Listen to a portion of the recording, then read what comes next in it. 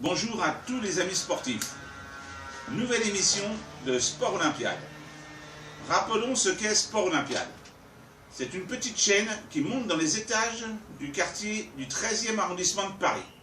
Chaîne sportive YouTube qui vous parle des activités dans le stade Georges Carpentier, les gymnases Moureux et Stadium. Notre quartier est l'un des plus sportifs de Paris, avec une équipe foot en National 2, une de basket en Pro B, le rugby en Fédéral 3, le tennis en National. Sans oublier la boxe avec sa championne du monde et le futsal qui évolue en D1 et 6 fois vainqueur de la Coupe de France. Les Olympiades, c'est aussi des disciplines comme la pelote basque et le golf. Nombreuses sont les associations sportives qui vous attendent prochainement. Aujourd'hui, peu de news, car toutes les activités n'ont pas encore reprise. Les clubs sont en attente de compétition et de revenir dans leur lieu d'activité où ils sont axés sur leur recrutement en cette période encore plus que les autres années. Alors n'oubliez pas, prenez contact avec eux dès maintenant. Une page se tourne au Sporting avec les départs de Albert Segura, Samir Tefaf, Steven N. Ducuta, Arthur Chapchet et Thiago Suarez. Merci à eux pour tous les titres qu'ils ont apportés au club et nous attendons avec impatience des arrivées qui, nous n'en doutons pas, seront de la même valeur. Après avoir finalisé l'arrivée de Fabien Valéry comme nouveau coach pour la saison 2020-2021, le FC Gobelin vous présente sa première recrue en la personne de Ali Lutumba, jeune gardien de 20 ans. Ali Lutumba, en provenance de l'INAS Montlhéry, qui, souvenons-nous, fut l'un des héros du 32e de finale de la Coupe de France contre le PSG l'année dernière. Enfin, les présidents Surmont et Pereira sont heureux de la prolongation du contrat de Joël Saki pour une 3e année chez les Verts et Noirs. En cette période de recrutement pour toutes les équipes jeunes, les U16 attendent toujours l'officialisation de leur montée en National U17. Le CS Ministère des Finances Rugby attend toujours de connaître la décision de leur maintien en honneur régional pour organiser au mieux l'AG qui devrait élire la nouvelle équipe en charge de préparer la remontée en fédéral. Bonjour à tous. Voilà presque 2 mois que nous attendions ce moment. Cela fait maintenant 2 semaines que les golfs ont à nouveau ouvert et peuvent accueillir du public. Donc nous avons la chance de pouvoir pratiquer à nouveau notre sport et fouler les fairways et les greens. En attendant que le practice du 13e puisse ouvrir et accueillir nos membres, la Team JPA nous propose des sorties et des petites compétitions avec toutes les informations qui sont disponibles sur notre site de la Team JPA. En attendant de vous revoir aussi bien sur les parcours que au practice, eh bien, je vous souhaite une très bonne journée et un bon week-end. Au revoir. L'association a été créée en 1972 sous l'égide du centre Daviel par Louis Zanik. Le club y évoluera 20 ans avant de fusionner avec les Cheminots. Puis s'appellera Masséna Paris 13e et enfin en 91 Paris 13e tennis de table. Depuis cette date, l'équipe 1 masculine du club, grâce au renfort d'un joueur-entraîneur suédois, accédera en National 2 le temps d'une demi-saison. Parallèlement, en 2013, l'équipe féminine Fagnon accède à la Pro B et y restera 4 ans.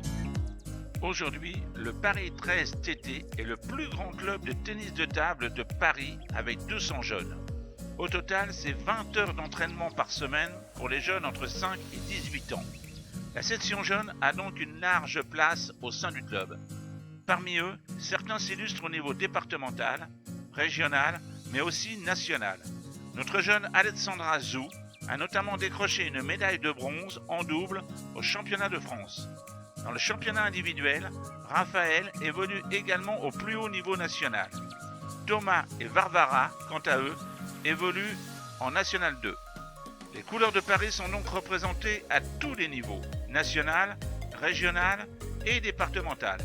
Nos jeunes se sont illustrés en mars lors du Bernard, jeu départemental interclub, en reportant la compétition en individuel devant l'ensemble des clubs parisiens. Mais Paris 13 TT, ce n'est pas que les jeunes. Il y a aussi des adultes bien sûr, en loisirs ou en compétition. Le club accueille notamment dans les rangs de son équipe première féminine une multiple championne d'Europe, du monde, mais surtout paralympique, tout Kamka Songfu. Après la dissolution de la Pro B, l'équipe 1 a retrouvé le niveau régional. Après 3 saisons à gravir les échelons, elles ont cette année évolué en National 2. Première au classement avant le confinement, elles ne rejoindront malheureusement pas la National 1, la saison ayant été déclarée blanche par la fédération. Chez les hommes, l'équipe Fagnon évolue en National 3. Également première au classement avant le confinement, elle subira le même sort que l'équipe féminine. Au total, ce sont 2 équipes féminines et 11 équipes masculines qui jouent sous les couleurs du club. Le club se dessine autour de plusieurs axes de développement. Il y a des animations récurrentes, comme les journées des écoles. C'est en général une centaine d'enfants qui se retrouvent autour d'ateliers et de petites compétitions. Le club ne manque pas les occasions qui lui permettent d'offrir la possibilité à chacun de s'essayer au tennis de table, comme lors de la journée olympique en juin 2019 par exemple, avec des ateliers animés par nos éducateurs et super bénévoles. Une initiation au tennis de table handi-golf en prime, une animation que les caméras n'ont pas loupée lors de cette journée. Depuis 3 ans, des soirées féminines gratuites et ouvertes à toutes ont lieu. Elles permettent aux femmes de tous les horizons d'essayer le tennis de table. Une démarche sport-santé pour toutes. Première étape vers l'adhésion.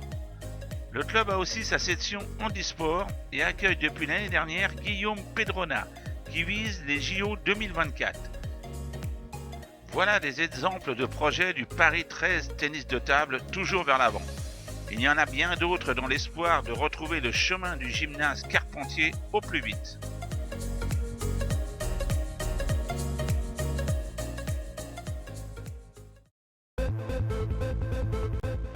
Les Olympiades, c'est le sport, mais c'est aussi la convivialité avec des lieux qui peuvent vous accueillir pour vos soirées club ou pot d'après-entraînement. Aujourd'hui, nous vous parlons du Nouveau Cosmo, situé sur la dalle des Olympiades, qui organise aussi bien des soirées sport que culturelles, avec des expositions d'artistes du 13e et musicales avec des groupes rock, pop, folk. Cela vaut l'aventure de leur rendre visite.